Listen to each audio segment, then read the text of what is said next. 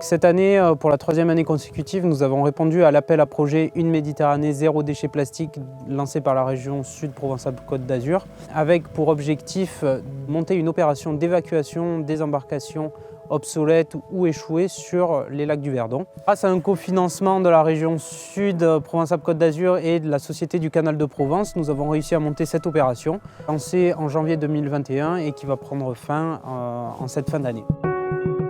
Il y a quelques années, la commune a décidé de mettre un peu d'ordre dans ses activités nautiques et notamment dans la gestion de son port de plaisance. Elle s'est trouvée confrontée au problème d'un certain nombre d'embarcations qui étaient en très mauvais état, abandonnées, échouées.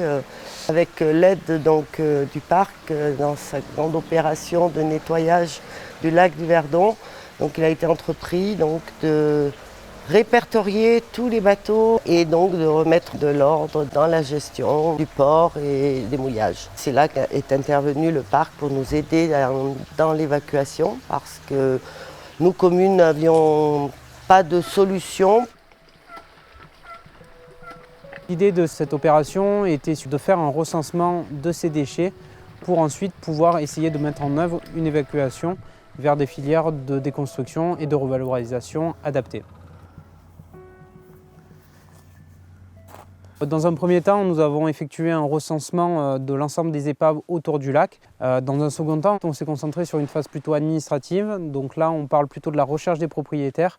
Et ensuite, derrière, une phase plus opérationnelle où là, on a mis la main à la pâte. Alors avec les 5 communes périphériques du lac qui nous ont mis à disposition à la fois des moyens humains et matériels, notamment de par leurs services techniques, nous avons pu évacuer les embarcations recensées au cours de l'hiver.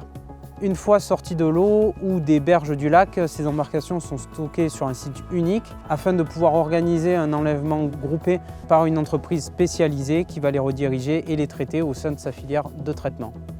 Donc on a la chance en France d'avoir une filière qui s'est structurée récemment autour de la déconstruction des bateaux, qui nous permet de déconstruire et de valoriser la matière selon un schéma spécifique et respectueux de l'environnement. L'idée aussi de cette opération était de communiquer au maximum autour de la problématique des activités nautiques et des déchets produits dans ce cadre-là, auprès à la fois du grand public, des municipalités, mais aussi des visiteurs.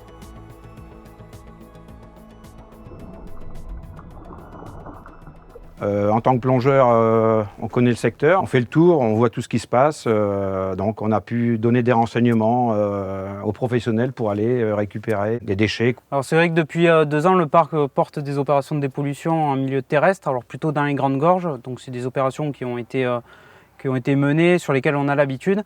Cette année, on travaille plutôt en milieu aquatique, donc un milieu très spécifique. De ce fait-là, on a dû faire appel à des plongeurs professionnels, scaphandriers, notamment du fait de levage de charges lourds, puisque là on était sur des encombrants avec des volumes importants.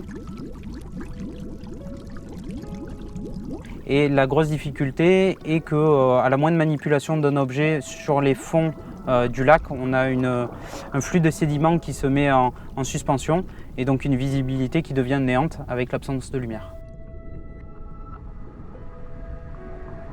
Oui, il faut quand même avoir une certaine expérience pour pouvoir travailler dans de l'eau froide. On est en eau froide, il ne faut pas l'oublier, surtout hors saison estivale.